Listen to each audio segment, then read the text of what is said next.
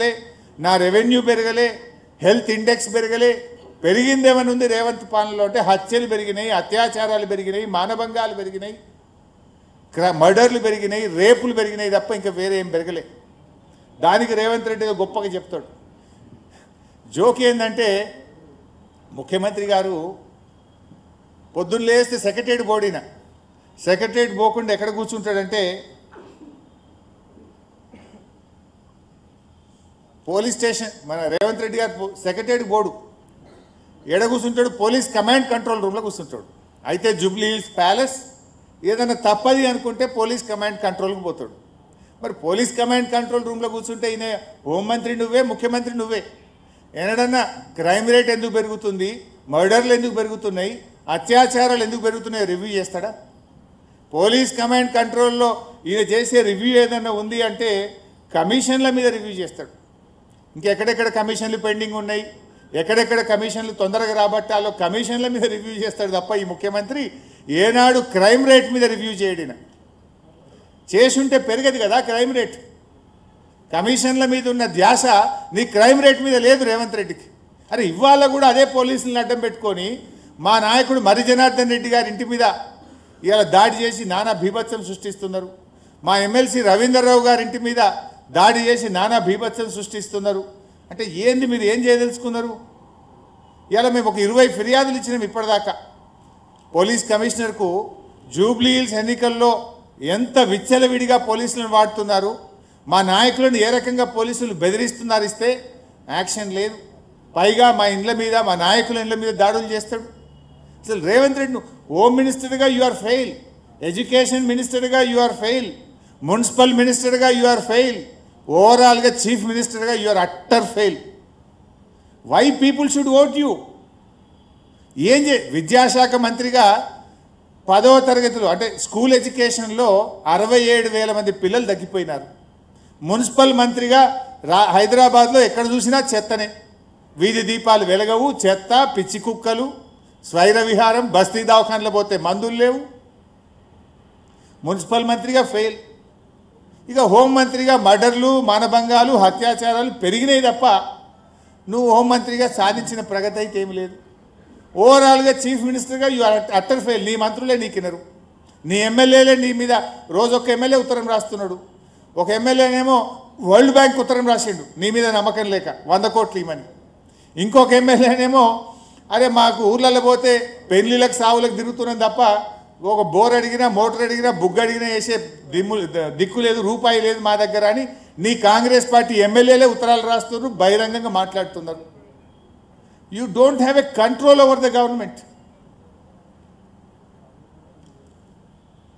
ఈరోజు BRS party ఎందుకు ప్రతిపక్షం బలోపేతం కావాలి? ఇలా మేము బీఆర్ఎస్ పార్టీగా ఈరోజు మేము చెప్తున్నాం, మొన్న కేటీఆర్ గారు రిలీజ్ చేశారు, జూబ్లీ హిల్స్లో 5,300 కోట్ల అభివృద్ధి చేసినామని విత్ ఆల్ డీటెయిల్స్ మా కేటీఆర్ గారు రిలీజ్ చేసినారు. నువ్వేం చెప్తావు? ఒక ఫ్లైఓవర్ కట్టినావా జూబ్లీ హిల్స్లో? ఒక ఇల్లు కట్టినావా జూబ్లీ హిల్స్లో? ఒక దవాఖాన కట్టినావా జూబ్లీ హిల్స్లో?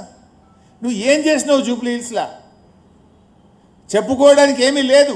Literally you are blackmailing. అదే బీఆర్ఎస్ పార్టీ మేమేం చేస్తాం, 9.5 ఏళ్లలో ఎంత అద్భుతంగా ఈ రాష్ట్రాన్ని అభివృద్ధి చేసినామో ప్రజలకు చెప్పాం. ప్రజల కళ్ళ ముందుంది, ప్రజలు దాన్ని అనుభవిస్తున్నారు.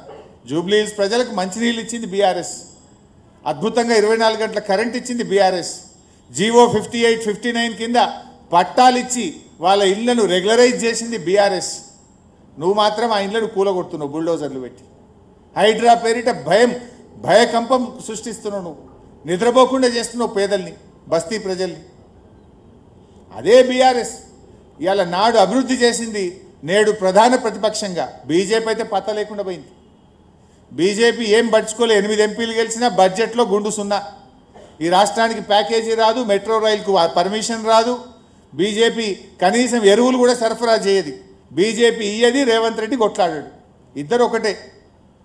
కానీ బీఆర్ఎస్ ఈరోజు 2 సంవత్సరాల్లో ఆనాడు అధికారంలో ఉంటే అభివృద్ధి చేసి చూపాం, సంక్షేమ కార్యక్రమాలు అమలు చేశాం, దేశానికి రోల్ మోడల్గా తెలంగాణ నిలిపాం. దేశం తెలంగాణను చూసి నేర్చుకునే విధంగా ఈ రాష్ట్రాన్ని కేసీఆర్ గారి పాలనలో నడిపించాం. మనం మిషన్ భగీరథ పెడితే దేశం హర్ ఘర్కో జల్గా దేశం మొత్తము అమలైంది. మనం 1962 పెడితే దేశం మొత్తం 1962 అమలు జరిగింది.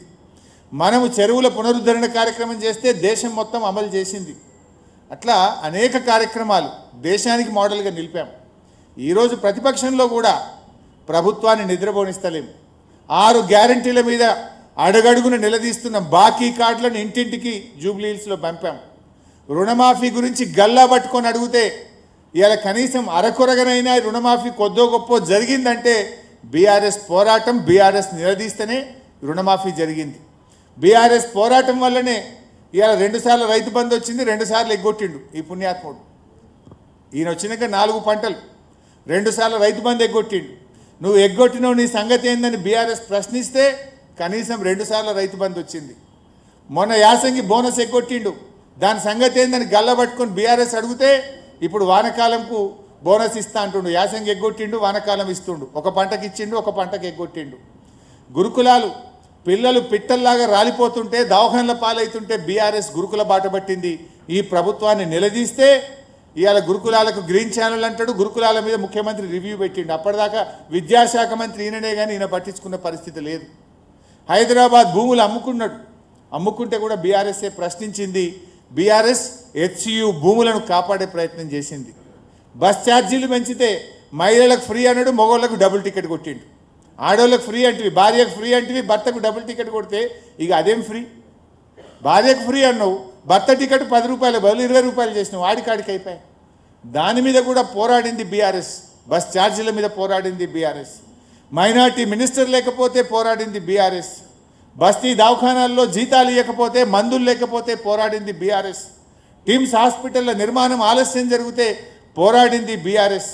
ఇట్లా బీఆర్ఎస్ ప్రజల గొంతుకై పోరాడుతుంది. ఉద్యోగుల పక్షాన, నిరుద్యోగుల పక్షాన 2 లక్షల ఉద్యోగాలు ఏమైనాయని బీఆర్ఎస్ పోరాడుతుంది. రిటైర్డ్ ఉద్యోగుల పక్షాన బీఆర్ఎస్ పోరాడుతుంది. అవుట్ సోర్సింగ్ ఉద్యోగుల పక్షాన బీఆర్ఎస్ పోరాడుతుంది. పేదల పక్షాన బీఆర్ఎస్ పోరాడుతుంది. ఈ రకంగా బీఆర్ఎస్ ఆనాడు అధికారంలో ఉంటే పేదలకు పనిచేసింది, ఇవాళ ప్రతిపక్షంలో ఉంటే పేదల గొంతుకై ప్రశ్నించే గొంతుకగా నిత్యం ప్రజల్లో ఉంటూ బీఆర్ఎస్ పోరాడుతుంది. అందువల్ల ఇలాంటి బీఆర్ఎస్ పార్టీని మీరందరూ కూడా జూబ్లీహిల్స్లో గెలిపించాలని చెప్పి కూడా జూబ్లీహిల్స్ ప్రజల్ని మేము కోరుతా ఉన్నాం. ఇవాళ బీజేపీ కాంగ్రెస్ రెండు ఒకటే. ఎందుకు ఈ మాట అంటున్నామంటే ఇవాళ జూబ్లీహిల్స్లో పోటీ చేస్తున్న అభ్యర్థి నవీన్ యాదవ్ తమ్ముడు వెంకట్ యాదవ్, ఆయనకు 3 ఓట్లున్నాయి ఆధారాలతో సహా. కాంగ్రెస్ అభ్యర్థి తమ్ముడికి 3 చోట్ల ఓటు ఉంది జూబ్లీహిల్స్లో. ఇది ఎక్కడిది అని మేము ఎలక్షన్ కమిషన్కి ఇచ్చాం, ఫిర్యాదు చేసినాం, కానీ దాని మీద యాక్షన్ లేదు. దాదాపు 25,000 ఓట్లు కొత్తగా నమోదైనాయి. ఇందులో డూప్లికేట్ ఓట్లున్నాయి. వాళ్ళు అక్కడ ఉండడం